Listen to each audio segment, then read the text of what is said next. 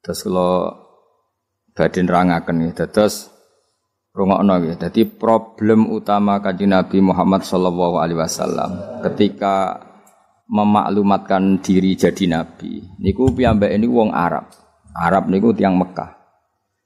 Wong Mekah niku terkenal ummiyah. Ummiyah niku goblok-goblok, tidak terpelajar. Sehingga itu menjadi masalah besar bagaimana mungkin seorang nabi Sayyidul Awwalin wal Akhirin kemudian dari daerah yang sangat minus pendidikan apa? Minus pendidikan. Sehingga ketika Nabi memaklumatkan jadi nabi itu orang pertama protes itu orang Yahudi.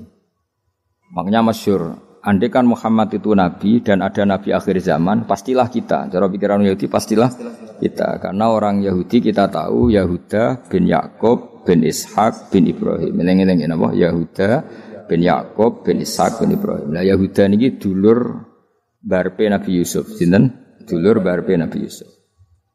Sehingga secara nasab itu terus dimasalahkan Nabi. Nah, karena Nabi itu dimasalahkan, delalah kersane pangeran, mbah-mbah Nabi itu punya tradisi yang menunjukkan bahwa beliau itu tidak pernah bohong. Misalnya yang paling dekat kita tahu adalah Muhammad bin Abdullah bin Abdul Muthalib. Abdul Muthalib ini orang yang suka tawaf ning Ka'bah. Suka tawaf di Ka'bah, kemudian ada pintu di Mekah namanya Babu Syaibah, apa? Babu Syaibah atau Babu Bani Syaibah. Terus sampai tok wau Ilyas. Ilyas itu wa huwa awwaluman ahdal budna ila rihabil haramiyah. Ada tradisi memberi hadiah ke Ka'bah.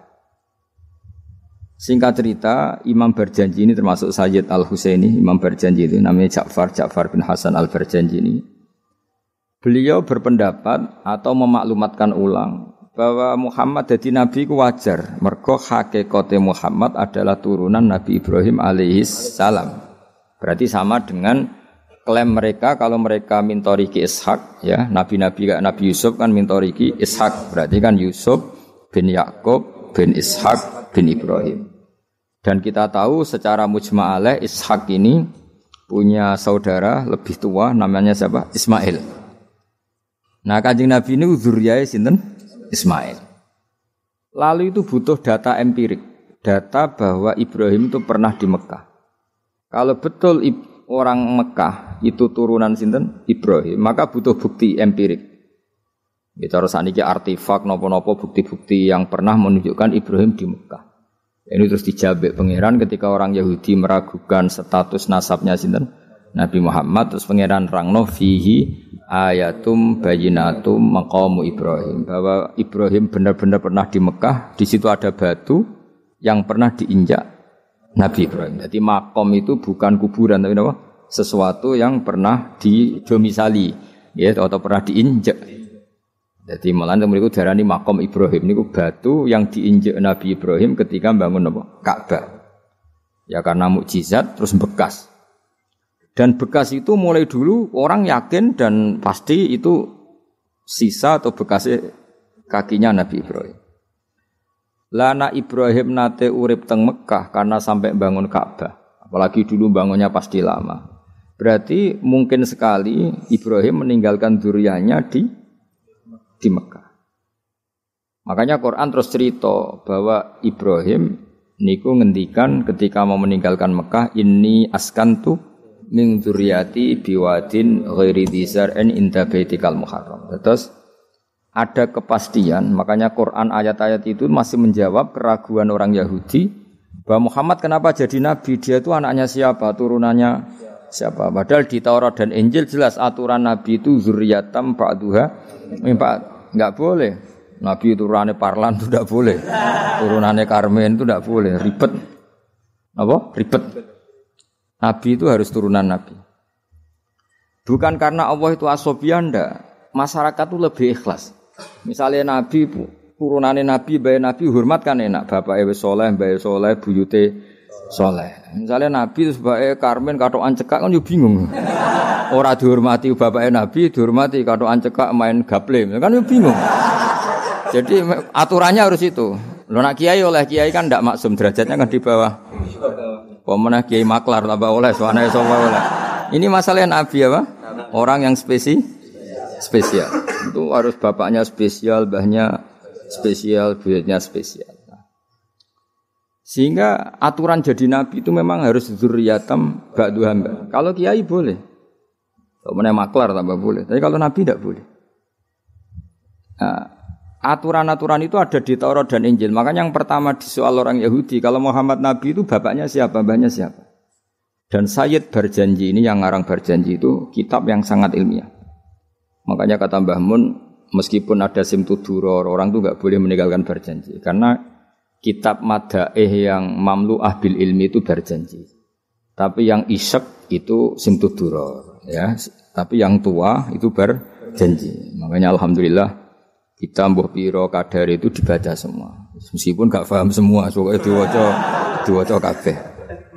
Karena kita yang bisa menjawab tuduhan orang Yahudi Nabi anak Esopo itu kita Barjanji. Barjanji tahu betul kalau masalah utama Nabi adalah anaknya siapa, mbahnya siapa. Makanya beliau ngendikan wa ba'du fa'aqulu wa Muhammad bin Abdillah. Logikanya gampang. Kalau orang modern saja tahu bapaknya siapa, mbahnya siapa, buyutnya siapa, itu artinya enggak ada yang fiktif. Ukuran sejarah fiktif ndak itu ditandai dengan satu kuburan, dua artefak. Itu enggak mungkin nama-nama itu fiktif. Buktinya apa? Di Ka'bah mulai dulu zaman Quraisy ada Babu Bani Saibah. Babu Bani dan Abdul Muthalib namanya itu Saibah. Karena mulai kecil beruban. Jadi kata Saibah itu mulai kecil apa? Beruban. Karena perilakunya terpuji terus wong Mekah darani Saibatul Hamdi, napa? Saibatul Hamdi. Nah, karena dia pernah melayani saudaranya Hashim namanya Muthalib. Ya kita tahu Muhammad bin Abdillah bin Abdul Muthalib bin Hashim. Nah, Hashim ini punya saudara namanya Muthalib, napa? Nah, Abdul Muthalib kecil itu pernah derek Muthalib pamannya, ya. Abdul Muthalib kecil, berarti Saibah ini apa? Pernah derek pamane sing bernama Muthalib. Nah, Muthalib wonge gaya, pasti takoki wong, "Iku apa, budakku?" Nah, sehingga Saibah itu terus diceluk Abdul Muthalib. Ya rodok sial lah sini. Jadi pamane itu gaya, kan ganteng. Saibah ini ganteng. Kalau jalan-jalan sama pamannya, jenenge sinten? Muthalib. Niku diaku budake. Iki sapa? Abdi budakku. Terus akhirnya jenenge Abdul Muthalib. Dadi wong Arab. Paham ya? Tapi namanya Saibah, napa? Saibat, makanya wasmuhu Saibatul Hamd. Mane karo asa iskal, mbaya Nabi ono jenenge Kilab. Kilab maknane asu ora ngono le mikir jenenge iku Hakim. Ya namanya Hakim. Nah, dulu kalau orang berburu itu melibatkan anjing. Karena sering berburu melibatkan anjing disebut kilab. Jadi maknanya kilab ya orang yang berburu dengan anjing. Ojo kok langsung mbok maknane kilab, asu. Oh, kasus yo. Kasus. Makanya itu hebatnya Imam Barjanji. Beliau darani wasmuhu Hakim bin Murrah. Jenenge kilab iku Hakim. Ya paham napa? Jenenge kilab niku Hakim. Sebagian ulama darani kilab itu isim sifat. Napa? Jadi kalabayak libu kalban itu anjing sendiri dinamai kalbun itu sebenarnya sudah isim sifat. Bukan alam murtajal ya, tapi alam mangkul ya. Alam apa? Mangkul. Kalau dalam ilmu nahwu itu alam mangkul. Jadi begini ya, tak terang nahwu ya. Alam itu ada dua, ada alam mangkul, ada alam murtajal. Tapi hampir semua alam itu mangkul sebetulnya. Ya, semua alam itu hampir semuanya itu mangkul. Mangkul itu satu nama yang diambil dari satu makna dalam kosakata, napa? Dalam kosakata. Misalnya Hamida, Yahmadu, Hamdan, napa? Hamida, Yahmidu, Hamdan atau Yahmadu, Hamdan. Hamdan maknanya pujian, napa? Kemudian Nabi karena orangnya sifatnya terpuji disebut Muhammad, orang yang dipuji. Sehingga nama ini potensi rubah-rubah. Di Taurat itu Nabi enggak disebut Muhammad, disebut Ahmad. Di Injil juga disebut Ahmad. Itu tidak masalah karena Hamida Yahmadu ya. Saya ulang lagi Hamida Yahmadu. Berarti kalau ingsun Ahmadu, saya muji. Karena Nabi itu orang yang sering muji Allah, menamakan dirinya Ana Ahmadu. Saya ini pemuja Allah. Berarti ana uta ingsun niku Ahmadu muji sapa ingsun Allah ing Allah. Sehingga ketika Nabi misalnya di Injil disebut Farqalit, Munahama, enggak masalah. Selama ini klaimnya orang Yahudi dan Taurat, di Injil Taurat itu enggak ada kata Muhammad. Ya tentu enggak ada karena Injil Taurat itu bahasa Ibrani, no? Di situ disebut munahama, kadang disebut farqolid, tapi maknanya Mahmud atau Muhammad, orang yang dipuji. Paham ya? Makanya hampir semua alam itu mangkul, apa? Mangkul. Nah, pentingnya mangkul itu apa? Kalau suatu saat sejarah itu tidak sama, itu enggak masalah. Karena hakikatnya alam itu rata-rata mangkul. Saya beri sekian contoh ya, semuanya. Misalnya dulu Madinah itu Yasrib, kenapa? Yasrib. Karena ketika orang Ansor merelakan semua hartanya untuk Nabi, saya berkali-kali cerita, Kanjeng Nabi niku datang ke Yasrib, niku migrasinya angkatannya hampir 500 sahabat beserta keluarga. Terus Nabi itu kesulitan karena sahabat si A memberi si B, pokoknya kesulitan ngelola. Karena kesulitan ngelola, terus orang-orang Yasrib bilang, "Ya Rasulullah, hadhihi madinatuka taf'alu fiha ma tasa." Sudah engkau tidak perlu pamit per personal. Misalnya Nabi mau titip Abdurrahman bin Auf dititipno si A, yang Abu Bakar dititipkan si B, yang Umar dititipkan si C. Kan kesulitan Nabi. Karena Nabi harus mikir yang punya tanah siapa, harus pamit kepada siapa, karena semuanya pendatang. Karena Nabi kesulitan itu, terus orang-orang Yasrib bilang, "Ya Rasulullah, hadhihi madinatuka taf'alu fiha ma tasa." Sudah ya Rasulullah, ini kotamu, kita semua ada ikut punya Yasrib, semua ini milikmu. Maka terserah engkau. Semenjak itu Nabi terus longgar karena diikrarkan miliknya. Semenjak itu terus Nabi memaklumatkan secara umum siapa saja boleh menempati di Madinah sesuai kadar hajat masing. Nah, semenjak itu diarani Madinatu Rasulullah sallallahu alaihi wasallam. Jadi hampir semua kota itu pasti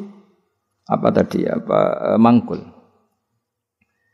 Sehingga ketika kitab Taurat, Injil menamakan itu enggak persis, itu enggak masalah. Misalnya Quran yang paling masyhur, summiya bil Quran ya li annahu makru, karena dibaca, maka summiya Qur'anan. Qara'a yaqra'u Qur'anan.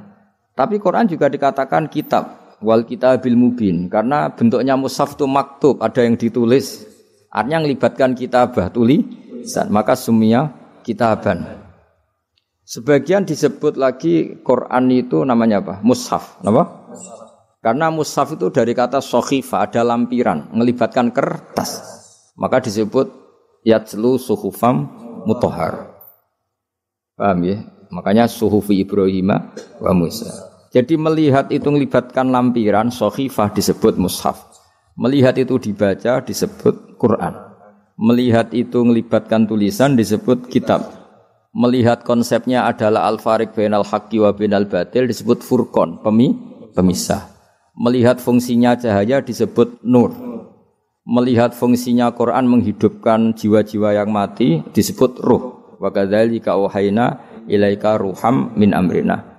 Sehingga berdipastikan sebenarnya semua nama itu rata-rata itu mangkul, apa? Mangkul. Makanya Nabi sering ngendikan, saya ini punya sekian nama. Itu beliau menyebut ana Muhammad wa ana Ahmad. Termasuk beliau menyebut wa anal mahi. Saya ini pelebur, penghilang. Yamhu bi al-kufra, dengan saya kekafiran menjadi hilang. Wa anal aqib, saya ini penutup karena saya adalah penutup para nabi. Wa anal hasyir, saya ini hasyir, penggiring, karena nanti semua para nabi digiring di bawah benderaku. Jadi nabi juga punya sekian nama dan semua itu menunjukkan alam apa? Mangkul. Ya, alam apa? Mangkul.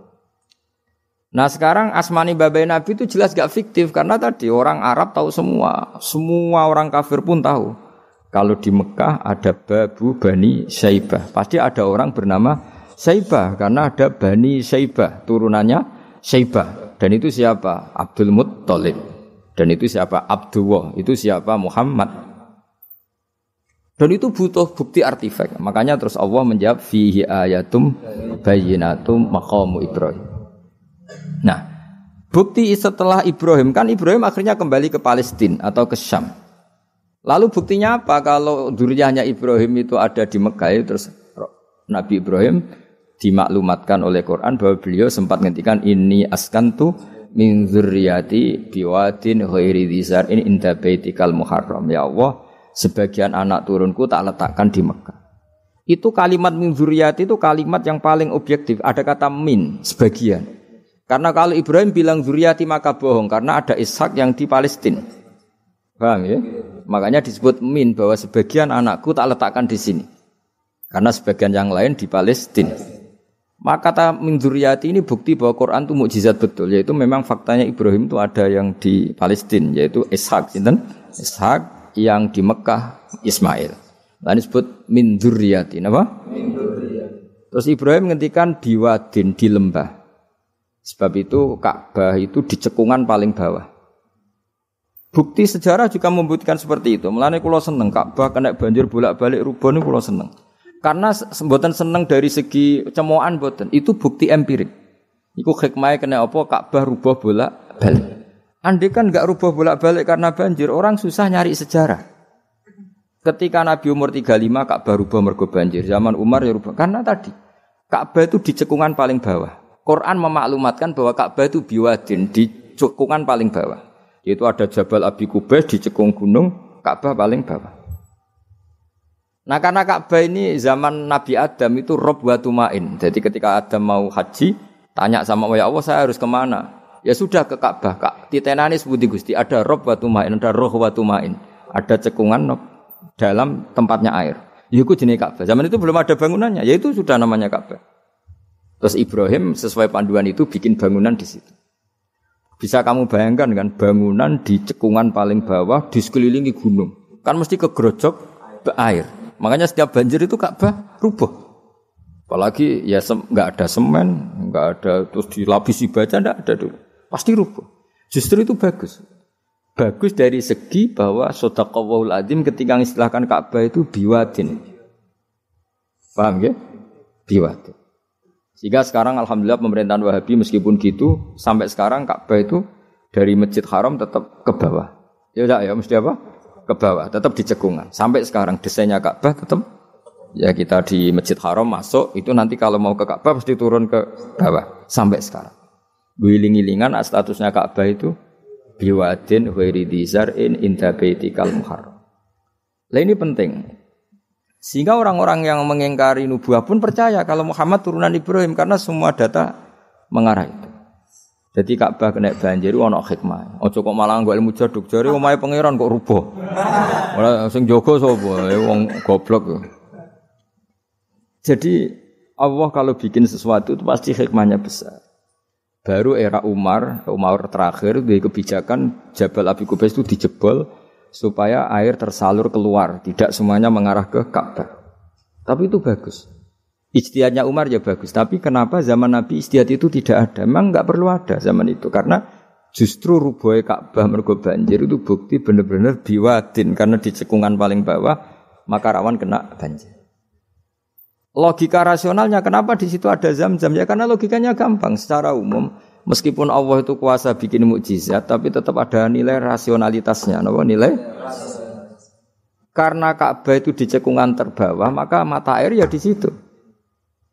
Paham ya? Makanya Zam-Zam ya dekat Ka'bah. Meskipun Allah bisa bikin air di puncak gunung, tapi itu kan mboten lucu ngoten. Maksudnya normali sumberan ning cekungan. Kan ya ora lucu. Banyu kok milih munggah kan ya ora lucu. Darani sulapan malah ribet kan. Jadi Allah itu meskipun kuasa melakukan apa saja tetap gadah ajro ala matrodil adat atau ala mutarodil adat. Sesuatu dibikin itu sesuai adat. Termasuk adat orang soleh itu turunannya orang soleh, turunan saleh. Makanya dzurriyyatam ba'duha. Ngene jogeman kula suwun jogeman ninggal berjanji. Karena kitab berjanji itu yang paling madhu Nabi, muji Nabi min haitsul ilm. Sangat fanatik menjawab gugatan pada Nabi dari segi ilmiah. Termasuk beliau yang kalau kita ahli sunnah kan yakin bapaknya Nabi, bayi Nabi sampai Nabi Adam semuanya mukmin. Kalau ada kubu sebelah yang darani bapaknya Nabi nin roko, bayi Nabi nin roko itu pasti kita tentang. Karena wa kaifalah wasayyidul akramu sallallahu alaihi wasallam wasitatul muntaqo. Bagaimana kamu katakan bapaknya Nabi kafir, bayi Nabi kafir sementara diliwati Nur Muhammad. Mosok Nur diliwatno barang sing najis. Itu sudah agak ketemu nahlar. Makanya logika yang dibangun Imam Barjani, bagaimana Nur Muhammad yang suci kemudian kamu yakini liwat najis. Yaitu nak bapaknya Nabi kafir, bayi Nabi kafir, berarti nur ini lewat suatu sing najis. Nah, itu paradok, napa? Makanya Dawi tiba wa kaifalah Wasayyidul akramu sallallahu alaihi wasallam wasitatul muntaqa. Bagaimana enggak mbah-mbahnya Nabi suci wong itu liwatane nur yang suci. Nah, terus ada beberapa iskal kecil. Iskal kecil misalnya lalu bagaimana dengan sejarah yang populer kalau Azhar itu bapaknya Ibrahim. Sementara Azhar terkenal kafir. Nah, itu oleh ulama dijawab ketika Nur Muhammad masih di Azhar itu dia belum kafir. Setelah Nur ini pindah ke Ibrahim, berarti Azhar wis melompong tanpa Nur Muhammad. Baru soro kafiron. Baru setelah itu Azhar menjadi kafir. Jadi kafir terlambat kira-kira Azhar. Zaman ditunggani Nur Nabi itu tidak kafir.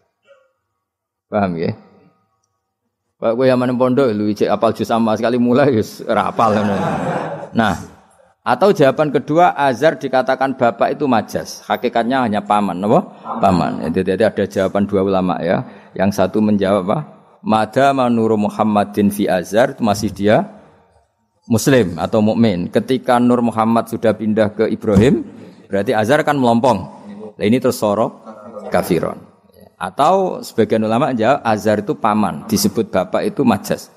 Tapi jawaban itu menurut saya tidak setuju yang normal saja karena nanti cara Imam Ghazali zalat thiqah bil alfat, nanti keribetan apa? Orang kemudian enggak percaya dengan lafaz. Karena setelah pada kata bin iku tenan ta ora. Karena ada kemungkinan majas. Kan terus ribet. Makanya banyak ulama yang milih jawaban pertama ya. Madama nurun nabi fi Azhar, itu Azhar belum kafir. Setelah ada intiqalun nur, peralihan nur ke Ibrahim, Azhar baru kafir. Ya itu biasa, itu lebih gampang. Tapi kita tetap yakin bahwa Nabi bapak Nabi ila Adam niku semuanya mukmin. Nah, alasannya apa? Wa kaifala wasayyidul akramu sallallahu alaihi wasallam wasitatuhul muntaqa. Bismillahirrahmanirrahim. Nasabun.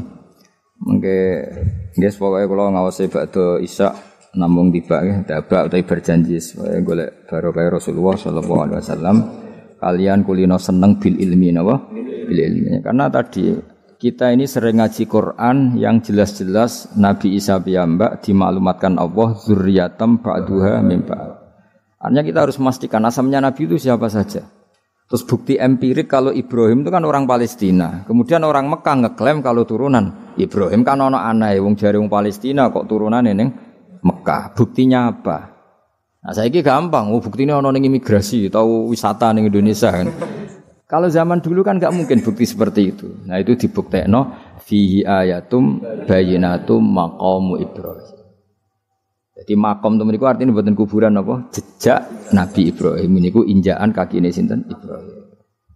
Paham gitu. Terus niku ketok nak berjanji niku ngelem Nabi sing otentik ilmiah. Nak Sayyid Ali sing Al-Habsyi niku isek napa? Brontone ning Nabi dadi simtut dura. Nah, Diba itu lebih senior antara itu dan itu Diba. Jadi Diba itu ya cerita Nur Muhammad, ya cerita Ishak. Ya penting sebagian mengke kula waos, penting sampean iso nak paham lah, nak paham banget kata era bakat wis pokoke paham senaris. Kula waca. Nasabun utawi urutane nabi nganti tok Nabi Adam nasabun merupakan nasab. Nasabun nabi napa? Nasabun. Tahsibu kang bakal nyangka sira al-ula ing keluhuran iku bikhulau sebab hiasane nasab iku. Qalladat kang ngerangkai kiladah maknane napa niku? Kalung apa bahasa Indonesia niku? Pakai apa? Kalung utawa napa? Iku ha, temu iki hu. Umume ha. Qalladat hu napa qalladat ha? Qalladat ingkang ngerangkai. Ha ing al-khula nujumaha tegese ing napa bintang-bintangi al-khula apa al-jauza'u lintang jauza. Maksudnya ini satu untean mata rantai hiasan sing ibarat bintang apa? Jauza. Habada bejo banget apa ikdu sudatin apa mata rantai kang dadi sayyid kang dadi kehormatan wa fakhorin dadi kebanggaan. Antau tasira fihi fin nasab al yatimatu yatim al asma'u kang terjaga. Maksudnya yatimah itu yatim itu maknanya kan enggak ada kembarannya karena maknanya yatim orang yang sendirian tanpa bapak tanpa ibu. Maknanya kehormatannya Nabi itu enggak tersaingi seperti yatim. Jadi kalau orang Arab darani anta yatimun fis syarab, kamu itu tunggal dalam Kemuliaan karena yatim tanpa bapak tanpa ibu terus mboten pokoknya yatim sing mriki maksudnya mboten yatim tanpa bapak, yatim tanpa bapak ibu di sini. Wa akrim bidan duh banget mulyane minasabin sange nasab toharo. Ingkang nyucekno ing nasab sapa Allah taala min sifahil jahiliyah saking tradisi zinane wong jahiliyah. Wae sifah iku kosok baline napa nikah. Kalau hubungan suami istri yang resmi disebut apa? Nikah. Kalau kesalahan disebut sifah. Sungguh mulia nasabnya Nabi yang mulai mbah-mbahnya terbebas dari unsur sifah atau unsur zina. Aurada nyritakno urutan iki sapa Az-Zainul Iraqi waridau ing tumekane nasab fi mauridil hani ing dalem silsilah sing nyaman al-hani wa rawahu lan riwayat sapa Zain al-Iraqi hu ing hadan nasab. Saya ulang lagi ya, Nabi itu figur yang spesial dan Nabi ini pasti nanti ngaramkan zina. Ya Nabi ini pasti nanti ngaramkan. Kayak apa susahnya kalau misalnya wong mbam dhewe ngono, buyutem dhewe ngono. Maka supaya tidak seperti itu, abai Nabi terbebas dari zina, mbahnya terbebas dari zina, buyutnya sampai Nabi Adam. Semua mbah-mbahnya Nabi terbebas dari zina. Allah menjaga itu supaya demi kehormatannya Nabi Muhammad sallallahu alaihi wasallam. Kan gak kebayang misalnya Nabi ngaramkan nyolong. Sebaya nyolong jambu kan yo ribet. Oh kan yo ribet. Paham? Keseribet ya. Paham tak maksudnya? Kira aja provokator. Ya ribet. Nabi nanti itu pasti mengharamkan nyolong. Nyolong apa ae maksudnya? Ya jebule bae. Nyolong kan ribet. Makanya hafidhul ilahu karomatan li Muhammadin abahul amjada saunal ismihi. Jadi bapaknya Nabi, mbahnya Nabi, ibunya semua terjaga dari perilaku yang buruk. Jagani nanti cucunya ini akan mensyariatkan sesuatu yang baik. Nanti kan mesti tercemooh gaya Muhammad anti zina mbahmu ya gitu kan ribet. Gayamu ngaramno nyolong mbah-mbahmu nyolong kan ribet. Sehingga untuk menyelamatkan namanya Nabi itu didesain Allah turunane wong soleh, mbaya soleh, buyute soleh. Iku jenenge napa? Hafidhul ilahu karamatan li Muhammadin abahul amjada saunal ismi. Oh, tadi kena bengak-bengok paham napa? Saya paham ya? Ya lumayan wis. Serau samin ra paham ya ora apa-apa. Kayak Madura takoki. Kamu tahu ini larangan? Enggak tahu, Pak. Kenapa? Enggak bisa baca. Loh, kenapa enggak bisa baca? Kalau bisa baca jadi polisi, Pak. Nah, kena paham malah jadi kiai. Pantasnya ora paham bener. Sementing bengak-bengok rame-rame Islam no. Ya jadi saya ulang lagi ya. Nabi ini itu pasti nanti mengharamkan zina. Kan nanti mesti keweleh nak bapak dhewe, mbah dhewe buyute zina. Maka supaya Nabi kekasih Allah gak keweleh, bapak ya ora zina, mbah ya ora zina, kuwabe ora zina. Disebut tarakus sifaha falam yusibhum aruhu min adami wa ila abihi wa ummi. Jadi mbah-mbahnya Nabi tidak pernah zina. Itu dimulai dari terutama Kanjeng Nabi ya tentu bapake sampai Nabi Adam. Nanti corong Jawa ben gak keweleh napa? Ben gak keweleh. Ya mau misalnya kayak hafid terus di bapak mau Fatihah ra iso isin padahal trimo kia. Apa bayangkan kali itu Nabi. Nah, kan makanya Nabi itu dipersiapkan spesial. Makanya kita ahli sunnah ciri khasnya apa? Orang yang meyakini mbah-mbah Nabi mukmin dan terbebas dari dosa syirik dan dosa-dosa besar. Karena karomatan Muhammadin itu sebagai bentuk penghormatan terhadap Muhammad. Nah, misalnya kendaraan Nabi itu Sayyidul Awalin wal Akhirin. Tapi dhisik bae biasa gaple. Yo kacau. Kacau gak? Kacau kan paradok. Nabi ku Sayyidul Awalin wal Akhirin tapi bae tukang adu pitik. Kan yo ribet. Ribet to, ribet. Nah, mulane nazuman iki nazuman sing kita memaklumatkan bahwa Nabi itu figur yang luar biasa. Ya sing mbok nyanyakno nak malam Jumat tuh. Aku kadang yo iskal iku ora paham kok bianter. Wis gak apa-apa, nggo rame-rame napa? Saya tak warai ben rodok dong. Lho kula Kangkang nak tibaan sering nangis. Mergo paham. Tak angen-angen enak sira paham. Mergo ora perlu nangis napa? Kok banter-banter suara lagune beda-beda. Padahal kalau berjanji dibaca itu Nabi sebenarnya hadir. Tapi yang dibaan yang kayak apa enggak tahu. Sing jelas ora dibaanmu gitu.